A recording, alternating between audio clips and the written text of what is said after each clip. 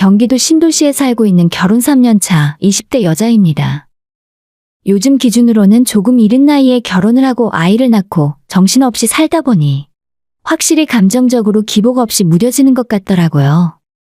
예전에는 사소한 작은 일에도 상처를 받거나 남편과 감정 상하며 싸우는 일이 자주 있었거든요. 하지만 지금은 일을 다니며 육아와 살림까지 병행하다 보니 웬만한 작은 일에는 아무렇지도 않게 되었습니다. 그런데 바로 얼마 전 저는 가장 가까운 사람으로부터 엄청난 상처를 입었어요. 남편이나 시어머니도 아닌 바로 저희 친정엄마입니다. 오늘 제가 이렇게 사연을 보낼 결심을 하게 된 것도 친정엄마 때문이에요. 옛말에 사랑을 받고 자란 사람이 남한테도 사랑을 베풀 줄 안다고 하잖아요. 저는 그 말을 정말 너무 싫어합니다. 사실 저는 어릴 때부터 사랑을 별로 받지 못하고 자랐거든요. 적어도 엄마로부터 따뜻한 관심과 사랑을 느꼈던 적이 별로 없었던 것 같습니다. 제게는 2살 위로 언니가 하나 있어요. 언니는 아이가 없던 집안에 태어난 첫째였기 때문에 모든 집안 사람들의 사랑을 독차지했었죠. 지금은 서로 왕래가 뜸해진 먼 친척들까지 제 이름은 기억 못해도 우리 언니의 이름은 모르는 사람이 없을 정도입니다. 저는 처음부터 언니와 전혀 다른 삶을 살았어요. 제가 태어나던 무렵에 작은 엄마 그리고 고모까지 한 달 내에 다들 아이가 태어났고 또 하필이면 그쪽은 모두 아들이고 당시에 태어난 세 아이 중 저만 딸이라서 아무런 어른들의 관심을 받지 못했습니다. 차라리 그냥 무관심한 상태로 컸으면 좀 나았을 거예요. 제가 태어났다는 소식을 들었어도 할머니, 할아버지는 병원에 찾아오시지도 않았습니다. 이미 딸이 있는 집에 또 딸이 태어나봤자 뭐 하냐면서요. 그나마 언니는 딸이었어도 집안의 첫째로 태어난 손주라 다들 예뻐하셨는데 둘째인 저까지 딸이라서 다들 실망이 이만저만이 아니셨죠. 집안의 맏며느리였던 저희 엄마는 10달 배 아프고 힘들게 출산을 하고 나서도 둘째를 딸을 낳았다는 그 이유 하나만으로 할머니, 할아버지에게 눈치와 구박을 받았다고 해요. 그러니 엄마가 저를 예뻐하실 이유가 하나도 없었겠죠. 어릴 때부터 자라면서 저는 늘 엄마한테 대놓고 차별을 당하면서 살았어요. 좋은 거 예쁜 거, 어른들에게 주목과 예쁨 받을 만한 모든 일은 제가 아니라 언니의 차지였죠. 외출할 때도 언니는 공주처럼 예쁜 옷에 머리에 알록달록 핀도 꽂아가며 꾸며주었지만 저는 항상 똑단발 짧은 머리에 언니가 입 다물려준 옷이나 칙칙한 무채색의 옷만 입히셨어요. 밝은 옷 입으면 빨래 많이 늘어난다고 항상 검은색, 회색 옷만 주로 입게 하셨던 기억이 있습니다. 그렇다 보니 저희 가족을 보는 사람들은 제가 이 집안 친딸이 아니거나 밖에서 데려온 아이라는 식으로 자기들만의 오해를 하기도 했었어요. 그래도 저는 어릴 때 엄마한테 잘 보이고 싶어서 노력을 많이 했었습니다. 어떻게든 엄마한테 관심을 받고 싶어서 공부도 열심히 했었고 각종 글짓기나 그림 대회를 참가해서 학교 안에서는 물론이고 도내 대회까지 나가 상을 받아오기도 했었죠. 뿐만 아니라 초등학교를 다니면서 집안 청소와 심부름도 나서서 했었고 속상한 일이 있더라도 부모님 앞에서는 표정을 숨기며 애교 부리고 일부러 더 웃기도 했었어요. 10살 남짓한 아이가 할 수 있는 모든 것들을 최선을 다해가며 노력했어요. 남들은 당연하게 누리고 사는 엄마의 관심과 사랑을 받고 싶다는 그 이유 하나였습니다. 그러던 어느 날 학교를 조금 일찍 마치고 집에 돌아왔는데 살짝 열린 안방 문틈으로 엄마와 이모가 전화통화를 하는 소리를 듣게 되었어요.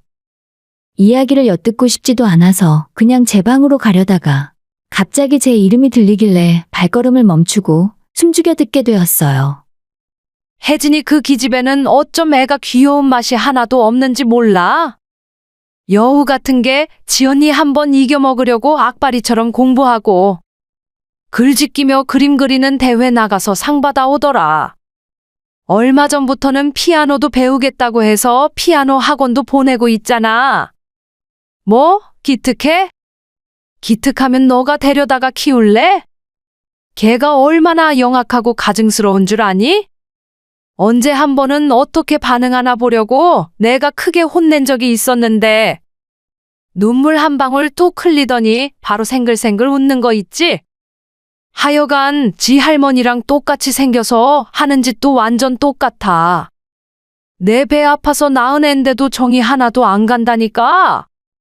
그 당시에 제 나이가 11살이었는데 그 어린 나이에 듣기로도 충격이었어요.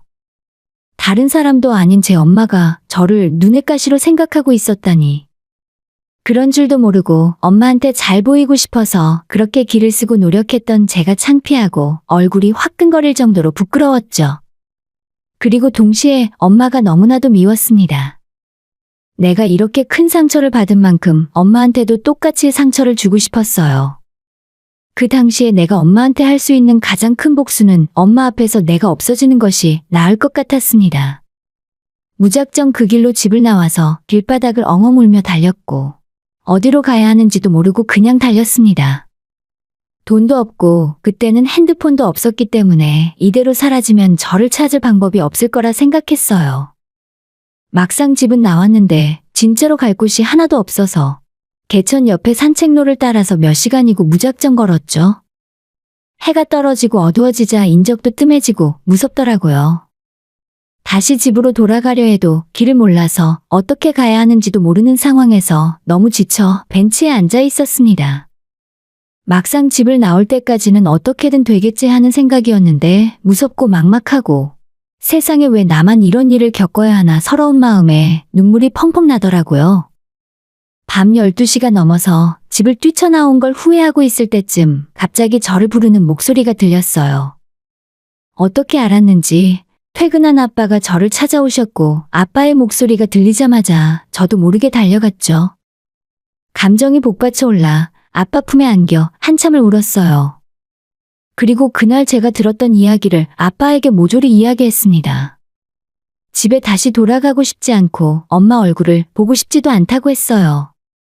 결국 그날 밤 엄마와 아빠는 크게 다투셨고 언니는 저를 째려보며 만약 부모님이 이혼이라도 하시게 된다면 그건 전부 제 탓이니까 가만 안 둘 거라 하더라고요. 저는 어린 마음에 진짜로 나 때문에 부모님이 이혼을 하시는 게 아닐까 걱정을 하며 잠이 들었던 기억이 납니다. 다행히 부모님이 그 싸움 때문에 이혼까지 하시진 않았지만 그 뒤로 한동안 냉전 상태로 지내셨어요. 엄마는 역시 그 이후로 저한테 냉랭하게 대하셨고요. 그날 이후 저는 한 가지 결심을 하게 되었습니다. 어차피 엄마한테는 언니뿐이고 구질구질하게 사랑과 관심을 구걸하지 말자고요. 그때부터 저는 엄마의 사랑을 받기 위해 노력하는 짓 따위는 전혀 하지 않았습니다. 열심히 공부하고 좋은 대학 좋은 직장 구해서 내 능력으로 이 집을 하루라도 빨리 떠나야겠다는 생각뿐이었죠. 제가 고등학교를 다니고 있을 때 아빠가 암으로 투병하시다가 세상을 떠나셨고 그 뒤로는 본격적으로 이 집을 떠나기 위해 돈을 모으기 시작했어요. 그나마 이 집안에서 최소한의 인간 대우를 해주셨던 아빠가 돌아가셨고 제가 공부를 아무리 열심히 하더라도 엄마가 저를 대학까지 보내주실 리가 없었거든요. 고등학생 신분으로 돈을 벌 수 있는 방법이 많이 있는 건 아니라서 학교가 끝나면 패스트푸드점 아르바이트부터 인터넷 쇼핑몰의 피팅 모델 일도 하고 돈을 준다는 건 닥치는 대로 다 했어요. 그렇게 번 돈을 차곡차곡 다 모아두었고 20살이 되었을 때 저는 제 힘으로 집을 나와 살게 되었습니다. 남들은 집 떠나면 고생이라고 하는데 저는 오히려 그 반대였어요. 20살이 되어 이제는 아르바이트가 아니라 제대로 된 직장을 다니기 시작했고 200만 원이 넘는 월급은 혼자 살기에 충분한 돈이었어요. 다행히 회사에서도 좋은 사람을 만나서 언니들도 제게 잘해주고 사장님도 젊고 좋으신 분이라 힘든 일이 하나도 없었죠. 하지만 행복한 시간은 그리 오래 가지 않았습니다. 제가 회사를 1년 조금 넘게 다녔을 때 경영이 급격하게 악화되었고 사장님은 어쩔 수 없이 직원들을 내보낼 수밖에 없다고 말을 하셨습니다. 나이도 어리고 결혼도 안 해서 딸린 식구도 없던 저는 제일 먼저 짐을 싸서 나가게 되었습니다. 그래도 눈앞이 막막하진 않았던 건 사장님이 퇴직금도 넉넉하게 넣어주셨고 본인이 잘 아는 지인의 회사에 저를 추천해 주셔서 바로 계속 일을 이어서 할 수 있었다는 점이에요. 그곳은 일반적인 사무직은 아니었고 여성복을 주로 판매하는 쇼핑몰이었는데 아마도 사장님이 제가 고등학교 때부터 피팅 모델 일을 했던 경험을 알고 계셨기 때문에 이쪽으로 추천을 해주신 것 같았어요. 이곳의 사장은 30대 여자분이셨는데 무척 화통한 성격이었습니다. 처음엔 말도 엄청 거칠게 하고 술을 너무 좋아하는 것 같아서 약간 무서웠지만 오래 보고 친해지니 뒤끝없고 좋은 면도 있더라고요. 평생 집에서 엄마와 언니의 눈치만 보며 주눅들어 살다가 이런 사장님 밑에서 일을 하고 친해지니까 제 소심한 성격도 점점 바뀌어 가는 걸 느낄 수 있었습니다. 진상 손님들과 육두문자까지 써가며 싸움을 하고 화도 내보고 넉살 좋게 거래처와 가격 흥정도 할 수 있는 그런 성격도 저한테 있더라고요. 저는 정말 몰랐어요. 제 성격이 그렇게까지 바뀔 수도 있다는 걸요. 아무튼 그 사장님 밑에서 반년 정도 일을 했을 때 저한테 문득 이런 말을 하더라고요. 근데 정훈이랑 무슨 관계야? 난 걔가 사람 데려와서 잘 봐달라고 하는 걸 너 말곤 본 적이 없어. 정훈이라는 사람은 회사가 어렵게 되면서 이곳에 저를 소개시켜준 예전 직장의 사장님이었죠. 네? 무슨 관계라뇨? 그냥 사장님과 직원 관계였죠.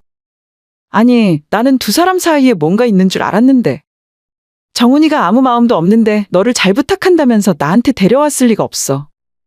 그럼 저를 좋아하기라도 한다는 말씀이세요? 말도 안 돼요. 그냥 동생으로 생각하셨을 거예요. 저는 그 말을 깔깔대면서 웃고 넘겼어요. 애초에 예전 사장님과 저는 나이가 11살 차이가 났고 항상 저를 막내 동생 다루듯 했었으니까요. 저한테 업무 지시를 하고 나서도 마음이 놓이지 않았는지 항상 안절부절 못하다가 결국 본인이 가져가서 일을 다 하던 사람이었습니다. 회식 때 다른 직원들이 저한테 한잔하라고 술을 권하기라도 하면 이제 갓 20살 된 어린애한테 왜 술을 먹이냐고 펄펄 뛰면서 대신 마셔주었거든요. 그런데 저를 여자라고 생각한다니 말도 안 되는 일이라 생각했죠. 분명히 그랬는데 그로부터 얼마 후 퇴근길에 저를 찾아온 예전 사장님은 저한테 할 말이 있다고 데려가더니 예전부터 저를 좋아했고 첫눈에 반했다고 고백을 했습니다. 그 말을 듣고 저는 어안이 벙벙했죠. 처음 제가 회사에 면접을 보러 왔을 때부터 저를 마음에 두고 있었지만 나이 차이가 11살이 나고 그 당시 제가 갓 20살이 되었기 때문에 말을 못하고 있었다고 해요. 2년이 훌쩍 넘는 시간 동안 저를 짝사랑하면서 저한테 말도 못했던 거죠. 진짜 덩치만큼이나 곰처럼 미련한 사람이다 싶었어요. 문제는 제가 사장님을 이성으로 생각해 본 적이 없었다는 겁니다. 나이 차이도 너무 많았고 제가 다니던 직장의 사장님이었는데 그런 쪽으로 상상이나 해봤겠어요? 성실하고 부지런하고 능력도 있다는 건 알고 있었습니다. 하지만 그렇다고 해서 연애의 감정이 생길 수 있는 건 아니잖아요. 일단 고백은 받았지만 저는 어려울 것 같다는 대답을 했고 사장님은 실망한 표정으로 먼저 일어나더니 조용히 돌아가셨죠. 예전에 같이 일하던 언니들한테 사장님이 나한테 고백을 했고 조금 당황스럽다고 고민 상담을 했는데 그때 같이 일하던 사람들은 저만 빼고 모두 사장님이 저를 좋아한다는 걸 알고 있더라고요.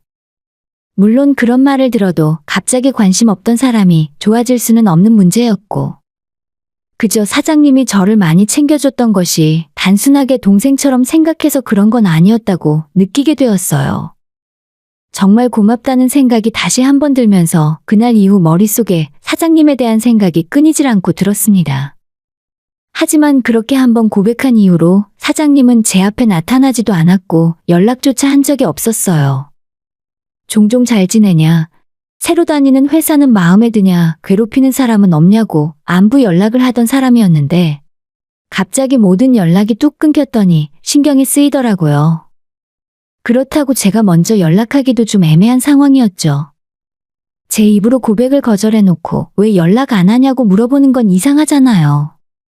아무튼 그렇게 시간이 한 달 넘게 흘렀고 제가 갑자기 감기 몸살이 심하게 걸려서 손가락 하나 움직이지도 못하는 상황이었어요. 회사에 출근을 못하겠다고 말씀을 드렸는데 병원에 갈 엄두도 나지 않아서 그냥 누워만 있었습니다. 열이 너무 올라 정신이 혼미한 가운데 누군가 저희 집 현관문을 두드리며 제 이름을 부르는 소리가 들려왔어요.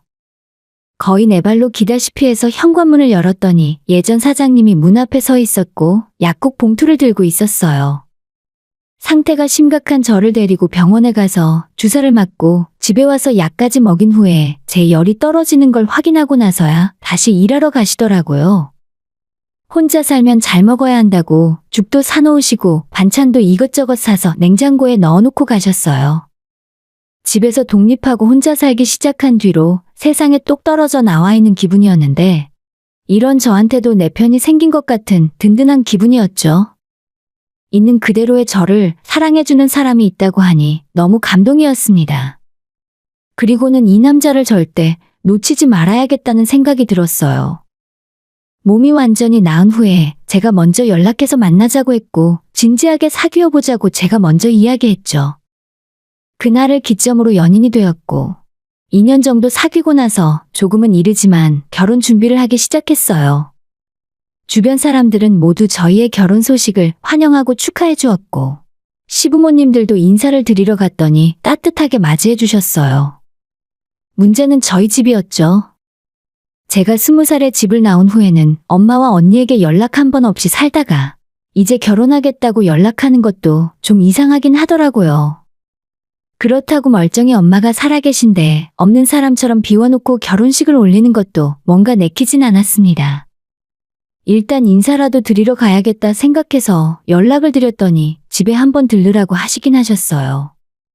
저한테 막대하던 것처럼 제 남편에게도 함부로 하면 어쩌나 싶었는데 아니나 다를까 인사드리러 갔더니 식사는커녕 커피 한 잔을 내어오질 않았어요. 엄마는 그냥 뚱한 표정을 지으며 결혼식 날짜 잡으면 연락하라는 말 한마디만 하실 뿐이었죠. 그렇게 하나마나 한 인사를 마치고 집을 빠져나오는데 남자친구에게 어찌나 미안하던지 쥐구멍이라도 있으면 들어가 숨고 싶었습니다. 오히려 남자친구가 저를 위로해 주었고 안 그래도 어색하고 불편했는데 밥 먹고 가라 할까봐 걱정했다며 농담까지 해주었습니다. 제가 시댁에 인사하러 갔을 때는 상다리가 휘어지게 맛있는 음식을 차려주셨는데 너무 비교되는 양가 반응에 많이 서운했을 텐데도 저를 생각해서 아무렇지 않은 척하는 모습이 고마웠습니다.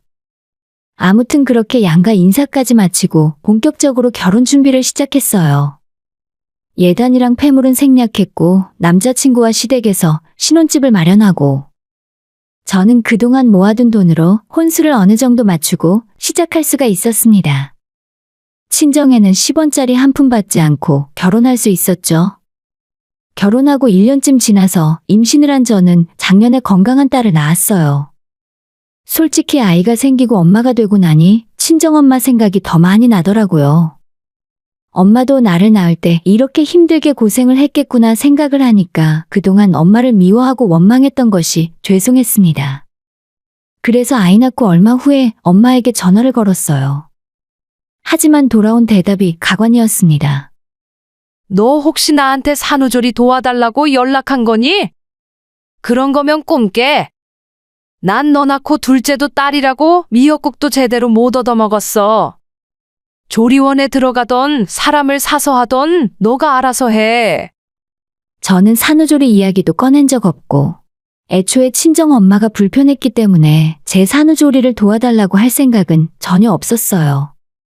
남편과 처음부터 조리원에 2주 동안 들어가기로 결정했고 퇴원하고 집에 돌아온 다음부터는 시어머니가 오셔서 도와주겠다고 말씀하셨거든요. 정말 저희 엄마답구나 싶었고 한순간이나마 엄마를 용서하고 이해해보려고 생각했던 제가 한심하다 싶었어요.